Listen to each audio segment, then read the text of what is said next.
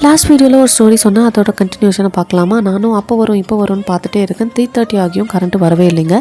கஸ்டமருக்கு கால் பண்ணி எதுக்கும் நம்ம சொல்லிடுவோம் அப்படின்னு சொல்லிட்டு, கரண்ட் காலையிலேருந்து இல்லை ப்ரோ, அதனால் வந்துட்டு நான் 5 o'clock வரைக்கும் பார்க்குறேன், முடிஞ்சால் பண்ணி கொடுத்துறேன், அப்படி இல்லாட்டி வெளியில் வாங்கிக்கோங்க அப்படின்னு சொல்லி வச்சுட்டேன். சரி அப்படின்னு சொல்லிட்டு ஸ்கூலுக்கும் கிளம்பி போயிட்டு வந்துட்டேன். கிட்டத்தட்ட நான் வரும்போது 4:15 இருக்கும். அப்போ கூட வந்துட்டு கரண்ட் வரவே இல்லை.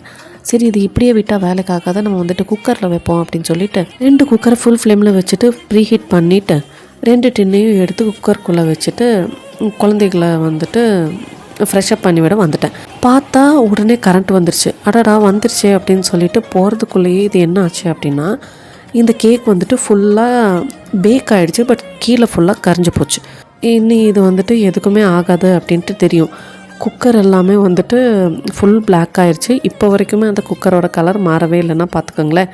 அந்தளவுக்கு வந்துட்டு குக்கரை நாசம் பண்ணி வச்சுட்டேன்.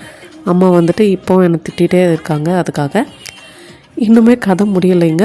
நெக்ஸ்ட்டு வீடியோவில் மிச்ச கதையை சொல்லி முடிச்சிடுறேன். Until then, stay tuned. Thanks for watching. Happy baking. Tada.